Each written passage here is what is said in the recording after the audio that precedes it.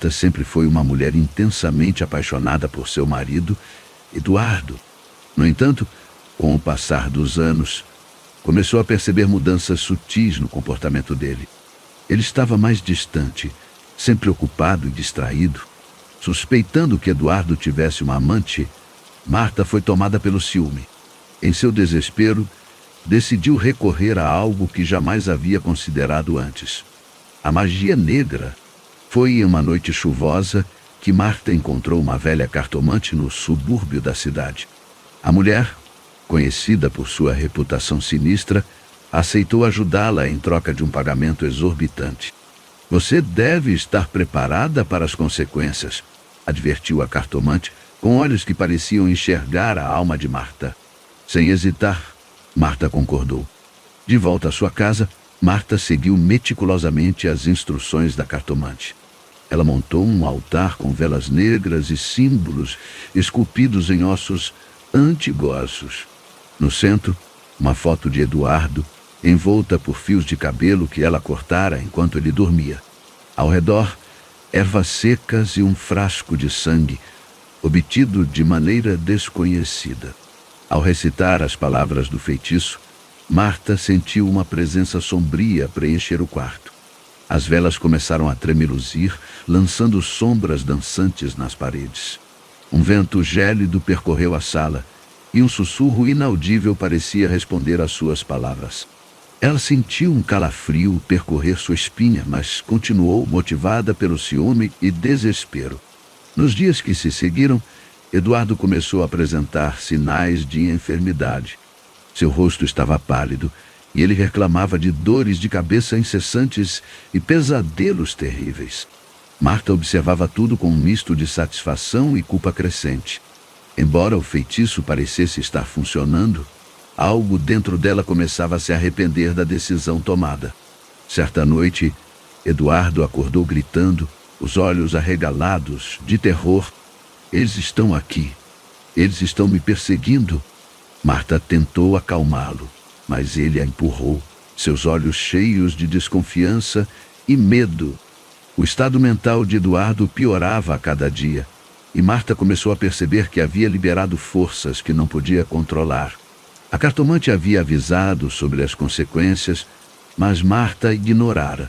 Agora, Eduardo estava sendo consumido por uma força maligna, e ela não sabia como reverter o feitiço. Em busca de ajuda, Marta voltou à cartomante, mas encontrou a casa vazia, como se ninguém tivesse morado ali por anos. Desesperada, ela começou a investigar maneiras de desfazer o feitiço. Enquanto Marta tentava encontrar uma solução, Eduardo se tornou uma sombra do homem que era. Ele vagava pela casa, murmurando para si mesmo, os olhos perdidos em um vazio abissal. O clima na casa tornou-se insuportavelmente pesado, com uma presença invisível que parecia observar cada movimento de Marta. Uma noite, Marta ouviu Eduardo conversando com alguém no quarto, mas ao entrar, encontrou-o sozinho. Ele estava de costas para ela, a voz baixa e rouca, respondendo a perguntas que só ele podia ouvir. Quando finalmente se virou, Marta viu que seus olhos estavam completamente negros, sem qualquer traço de humanidade. O pânico tomou conta de Marta. Ela procurou desesperadamente por respostas nos livros de magia que havia conseguido, mas cada tentativa de desfazer o feitiço parecia apenas piorar a situação. Eduardo estava à beira da loucura e a própria sanidade de Marta estava começando a desmoronar. Uma noite, enquanto folheava freneticamente um dos livros, Marta encontrou uma passagem sobre como reverter feitiços poderosos. Exigiam um sacrifício de algo precioso para o lançador do feitiço. Marta sabia que não tinha muito tempo, então preparou tudo rapidamente, seguindo as instruções. Ao realizar o ritual, Marta sentiu uma dor intensa em seu peito, como se algo estivesse sendo arrancado de dentro dela. Eduardo, que estava deitado inconsciente, começou a se contorcer, gritando de dor. As velas explodiram e uma fumaça densa encheu a sala. Marta caiu no chão, exausta e desorientada. Quando a fumaça finalmente se dissipou, Eduardo estava deitado, respirando com dificuldade, mas com os olhos normais novamente. Marta chorou de alívio, mas sabia que o preço que pagara era alto demais. Sentiu-se vazia por dentro, como se uma parte de sua alma tivesse sido arrancada. Nos dias seguintes, Eduardo recuperou-se lentamente, mas nada mais foi o mesmo. A relação entre ele e Marta estava irreparavelmente danificada. Eduardo tinha flashes de memória dos horrores que enfrentara, e uma parte dele sempre desconfiava de Marta, embora nunca soubesse a verdade completa. Marta, por outro lado, vivia com a culpa e o arrependimento de suas ações. A presença sombria na casa havia desaparecido, mas os fantasmas de suas escolhas a assombravam constantemente. Ela sabia que havia jogado com forças além de sua compreensão e que, de alguma forma, sempre pagaria o preço por isso. A experiência deixou uma cicatriz profunda na vida de Marta. Ela se afastou de qualquer coisa relacionada à magia e passou a viver uma vida reclusa, tentando encontrar paz em meio ao caos que ela mesma criara. Mas, em noites solitárias, ela ainda ouvia sussurros vindos das sombras, lembrando-a de que algumas portas, uma vez abertas, nunca podem ser fechadas.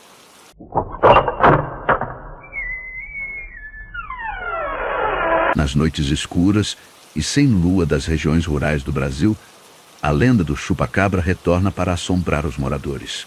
A história, passada de geração em geração, fala de uma criatura grotesca que se alimenta do sangue de animais indefesos, deixando um rastro de medo e mistério. Pedro, um fazendeiro solitário, nunca acreditou nas lendas até aquela noite fatídica em que sua vida mudou para sempre. Pedro estava fechando o curral quando ouviu um som estranho, um gemido baixo e gutural que fez seu sangue gelar. Ele pegou sua lanterna e caminhou em direção ao som, cada passo aumentando a tensão.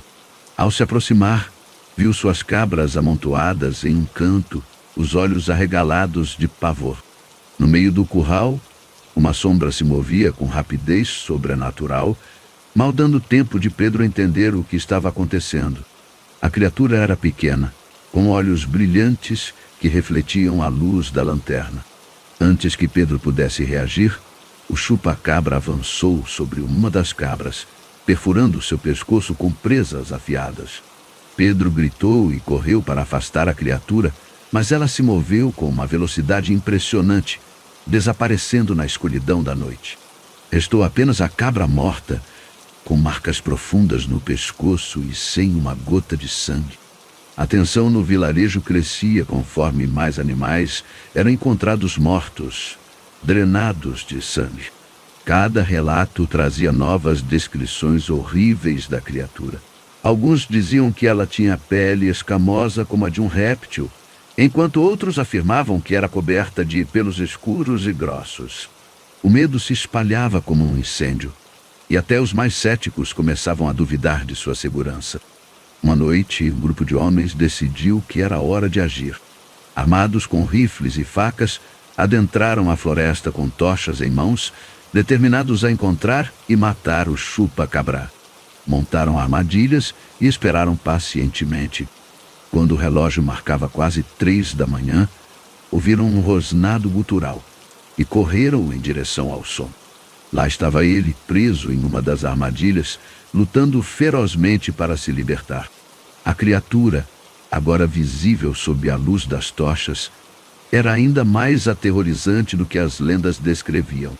Seus olhos brilhavam com um ódio incomum, e suas presas gotejavam sangue fresco. Os homens hesitaram, paralisados pelo medo, enquanto o chupa-cabra emitia um grito ensurdecedor. Com um movimento rápido e surpreendente, a criatura quebrou as amarras e atacou, ferindo vários homens antes de desaparecer novamente na floresta. Os feridos foram levados de volta ao vilarejo e o pânico tomou conta de todos. A criatura era real e mais perigosa do que qualquer um poderia imaginar. Decidiram então que ninguém mais sairia à noite, e as patrulhas foram reforçadas com mais homens e armamentos pesadosos. O chupa-cabra havia mostrado que não seria facilmente derrotado. As semanas passaram e, estranhamente, os ataques cessaram. Alguns acreditavam que a criatura havia sido espantada para longe, enquanto outros temiam que estivesse apenas aguardando o momento certo para atacar novamente. As noites eram mais silenciosas, mas o medo persistia e cada som estranho fazia os corações acelerarem. Desde aquele incidente, o chupa-cabra nunca mais foi visto, mas a lenda continua viva, assombrando a imaginação dos moradores. As histórias são contadas em voz baixa ao redor das fogueiras, e o nome do chupa-cabra é sussurrado com reverência e medo. Na escuridão das noites sem lua, quando o vento uiva entre as árvores, todos lembram que o terror pode voltar a qualquer momento, trazendo consigo a sombra mortal do chupa-cabra.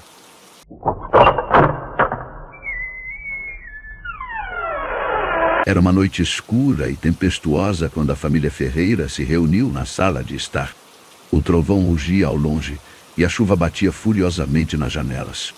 Júlio, sua esposa Marta e os filhos, Paulo e Lívia, estavam confortavelmente sentados no sofá, tentando se distrair com um filme. Contudo, uma sensação de inquietação pairava no ar, uma sensação que logo se transformaria em puro terror. Tudo começou com um som peculiar vindo do porão. Era um barulho baixo e constante, quase como um sussurro. Júlio franziu a testa e pediu silêncio, tentando identificar a origem do ruído. Paulo, curioso, sugeriu que fosse apenas o vento, mas algo no olhar de Júlio dizia o contrário. Decidido a investigar, Júlio pegou uma lanterna e dirigiu-se ao porão. Marta, preocupada, pediu para ele tomar cuidado. Quando ele abriu a porta do porão, um vento gelado soprou, apagando instantaneamente a lanterna. Júlio tentou acendê-la novamente, mas o feixe de luz vacilante só iluminava o suficiente para mostrar sombras sinistras dançando nas paredes. Enquanto Júlio descia as escadas, sentia a temperatura cair drasticamente. No fundo do porão, ele vislumbrou uma figura esquelética e translúcida. Seus olhos, duas fendas negras, fixaram-se nele. Júlio tentou gritar, mas nenhum som saiu de sua boca. A figura moveu-se lentamente em sua direção e, num instante, desapareceu. De volta à sala, Marta e as crianças ouviam ruídos estranhos e sentiam a presença de algo maligno. Paulo olhou pela janela e viu uma figura pálida observando a casa. Ele tentou alertar Marta, mas quando ela olhou, a figura já havia sumido. A tensão aumentava a cada segundo. De repente, as luzes começaram a piscar. Marta mandou Paulo e Lívia subirem para o quarto e trancarem a porta. Ela correu até a cozinha para pegar uma faca, enquanto seu coração batia freneticamente. Quando voltou à sala, viu pegadas molhadas no chão, levando até a escada. Marta subiu as escadas com cautela, seguindo as pegadas. Chegou ao quarto das crianças e encontrou a porta entreaberta. Paulo e Lívia estavam encolhidos em um canto, abraçados e chorando. No centro do quarto, a figura espectral flutuava, emitindo um som que parecia uma mistura de sussurros e risos macabros. Tomada pelo pânico, Marta avançou com a faca, mas a figura desapareceu como fumaça.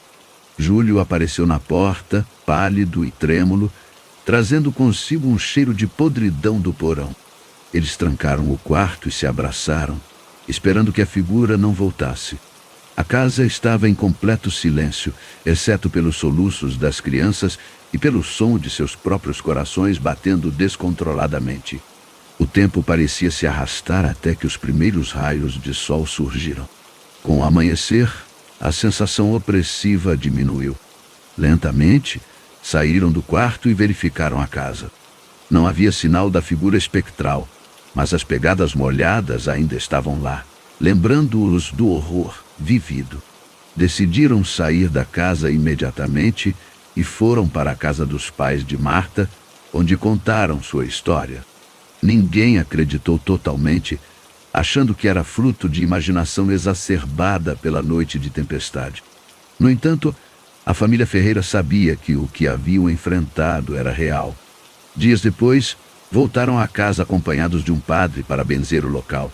O padre sentiu a energia negativa assim que entrou. Rezou por horas, abençoando cada canto da casa. A família nunca mais viu a figura espectral, mas as marcas daquele encontro aterrorizante permaneceram em suas memórias. O porão foi lacrado e nunca mais aberto. A lareira, que antes aquecia a sala, foi desmontada, pois sempre que olhavam para ela, lembravam-se da figura macabra. A família Ferreira voltou a viver na casa, mas com um novo entendimento sobre o inexplicável mar. Sabiam que existem forças além da compreensão humana e que, por vezes, estas forças cruzam o nosso caminho. Apesar de nunca mais terem visto a figura, a sensação de estarem sendo observados nunca os abandonou completamente. Quando a noite caía e o vento soprava, sempre havia um arrepio que percorria suas espinhas.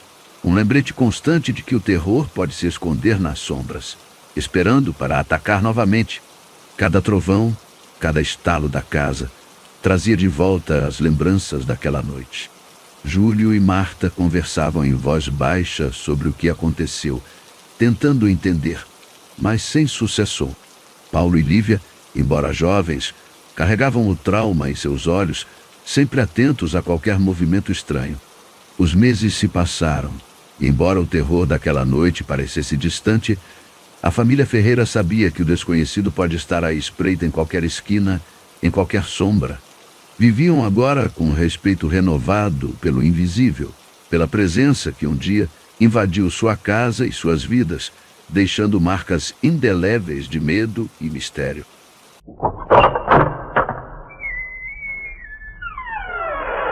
Era uma noite fria e sem lua quando Marco, um homem comum atormentado pela vida, decidiu tomar uma decisão drástica.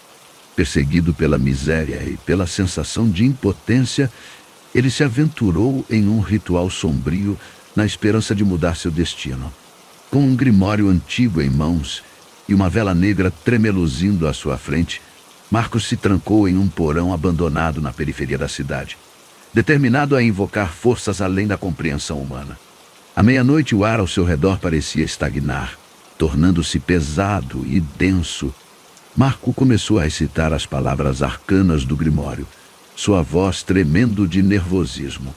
De repente, uma sombra densa e pulsante começou a se materializar no centro do círculo de invocação. Era uma figura alta, envolta em um manto negro, com olhos que brilhavam como carvão em brasa. O demônio havia atendido ao seu chamado. Eu ouvi seu clamor. A voz do demônio era um sussurro gélido, cortante como uma lâmina. O que você deseja em troca de sua alma?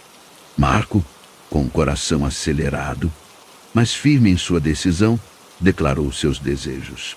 Ele queria riqueza, poder e vingança contra todos que o haviam desprezado e humilhado. O demônio sorriu, um sorriso cruel que não revelava nenhuma empatia. Seu desejo será concedido, disse o demônio.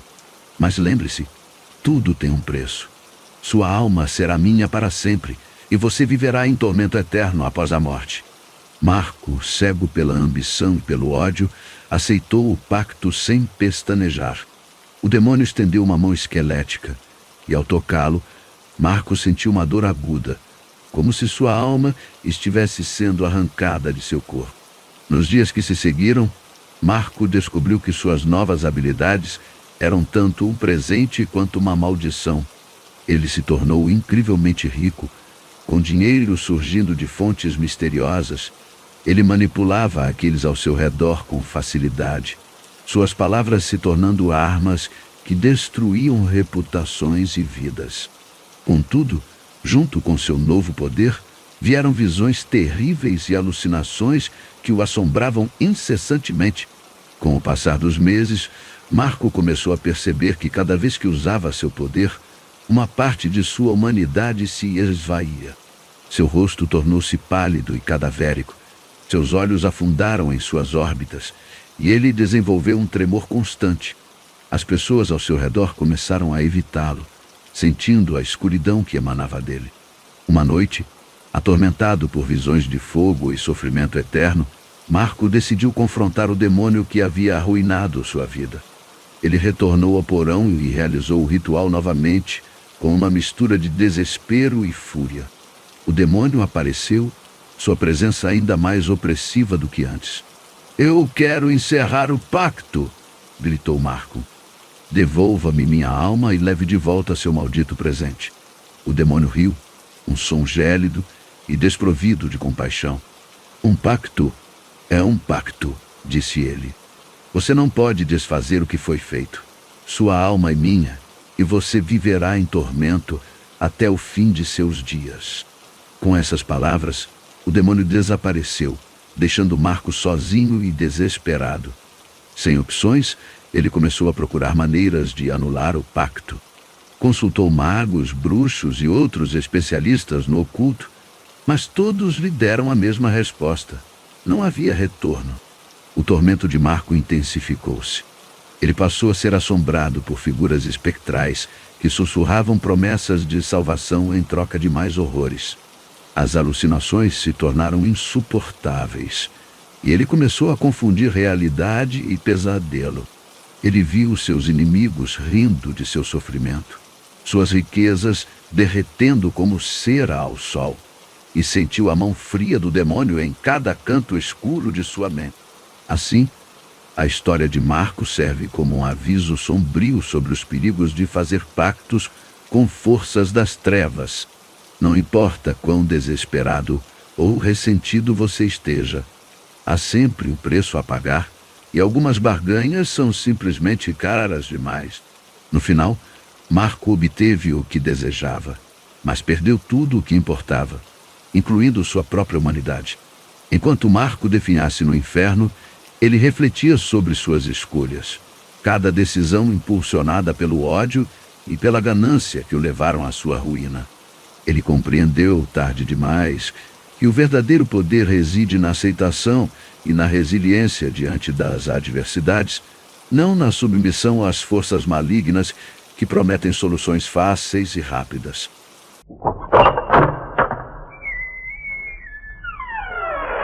A pequena cidade de Vila dos Mortos era conhecida por sua tranquilidade, mas havia um local que todos evitavam: o cemitério antigo no topo da colina. Construído há mais de 200 anos, o cemitério estava repleto de lendas e histórias aterrorizantes que mantinham os moradores longe, especialmente após o anoitecer. Dizem que o cemitério é assombrado pelos espíritos daqueles que morreram de forma trágica ou violenta. Uma das histórias mais antigas é a de Maria da Luz, uma jovem que foi enterrada viva após ser dada como morta erroneamente. Seus gritos desesperados ecoavam pelo cemitério durante noites sem lua, assombrando aqueles que ousavam se aproximar. Outro espírito que vagueia pelo local é o do velho coveiro Joaquim. Ele dedicou toda a sua vida ao cemitério e, após sua morte, foi enterrado ali. Desde então, muitos afirmam ter visto sua figura fantasmagórica cavando sepulturas nas noites mais escuras. O som de sua pá batendo na terra fria é um aviso para que ninguém permaneça ali por muito tempo. Nas noites de neblina, é comum ouvir sussurros e gemidos vindos das tumbás. Os moradores acreditam que essas vozes pertencem aos mortos que ainda não encontraram paz. Há quem diga que, se alguém caminhar entre os túmulos nessas noites, pode sentir mãos invisíveis, tentando agarrá-lo e puxá-lo para o submundo. Certa vez, um grupo de adolescentes decidiu desafiar o medo e explorar o cemitério à meia-noite. Equipados com lanternas e câmeras, eles caminharam entre os túmulos, rindo nervosamente das histórias que tinham ouvido desde a infância. No entanto, à medida que avançavam, o ar ficava mais pesado e a sensação de serem observados se intensificava. Ao chegarem ao centro do cemitério, onde se erguia um grande mausoléu, eles começaram a ouvir uma melodia suave e triste, tocada em um piano. Confusos e assustados, Seguiram o som até encontrarem a entrada do mausoléu entreaberta. Lá dentro, um piano velho e empoeirado estava sendo tocado por uma figura indistinta, envolta em sombras. Os adolescentes tentaram sair correndo, mas descobriram que os portões do cemitério estavam inexplicavelmente trancadosos. Desesperados, tentaram escalar o muro, mas algo os impedia. Sentiram mãos geladas agarrando suas pernas, puxando-os de volta para o chão. O terror tomou conta deles quando perceberam que estavam presos em um pesadelo vivo. Na manhã seguinte, os adolescentes foram encontrados pelo vigia do cemitério, em estado de choque e incapazes de explicar o que havia acontecido.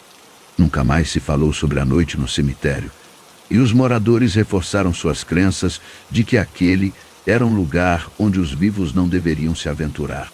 Além dessas histórias, há também relatos de um monge sem rosto que aparece nas noites de tempestade. Ele caminha lentamente entre os túmulos, murmurando orações incompreensíveis. Aqueles que tentam se aproximar dele são tomados por uma sensação de frio intenso e medo paralisante. Os visitantes que se aventuram no cemitério durante o dia também não estão a salvo. Muitos relatam sentir uma presença constante, como se estivessem sendo seguidos por olhos invisíveis. Há quem diga que os corvos que sobrevoam o cemitério são, na verdade, almas perdidas presas em corpos de pássaros, condenadas a vigiar o local para sempre. A flora do cemitério também parece estar amaldiçoada. As árvores retorcidas e os arbustos crescem de forma anormal, formando figuras que lembram rostos contorcidos em agonia. Os poucos que se atreveram a colher flores dali levaram para casa uma maldição, sofrendo pesadelos terríveis e azar contínuo. A neblina que envolve o cemitério nas madrugadas é especialmente temida. Ela se move de maneira antinatural, formando espirais e figuras que parecem ter vida própria. Muitos que entraram no cemitério durante a neblina nunca mais foram vistos, e aqueles que retornaram estavam mudos de terror, incapazes de descrever o que presenciaram. Há também o conto da mulher de branco, uma figura espectral que vaga pelo cemitério em busca de seu amado. Ela foi uma noiva que morreu no altar, e desde então seu espírito permanece preso, assombrando o local na esperança de reencontrar seu noivo. Suas aparições são sempre precedidas por um lamento triste que ecoa pelo vento. Os túmulos mais antigos estão cobertos de musgo e quase escondidos pela vegetação, mas dizem que são os mais perigosos. Os espíritos enterrados ali são os mais antigos e, portanto, os mais poderosos. Quem perturba esses túmulos arrisca-se a despertar forças malignas que não hesitam em punir os vivos. O sino da capela do cemitério é outro mistério. Ele toca sozinho em noites específicas, geralmente marcando a meia-noite. O som é profundo e ressonante, enchendo o ar com uma sensação de presságio. Alguns acreditam que cada toque do sino representa uma alma que foi condenada ao inferno. O cemitério de Vila dos Mortos permanece um lugar de mistério e terror, onde as fronteiras entre o mundo dos vivos e dos mortos são finas e instáveis. As histórias e lendas que cercam o local são suficientes para manter a maioria das pessoas afastadas, mas sempre há aqueles que, movidos pela curiosidade ou pela incredulidade, se aventuram às suas profundezas, apenas para descobrir que alguns segredos deveriam permanecer enterrados.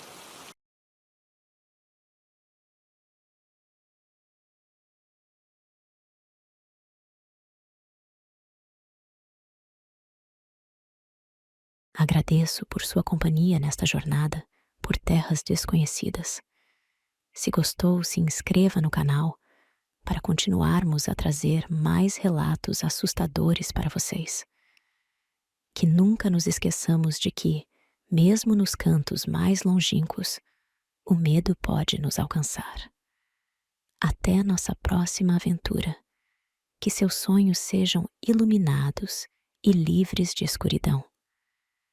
Muito obrigado por assistir e embarcar nessa viagem comigo.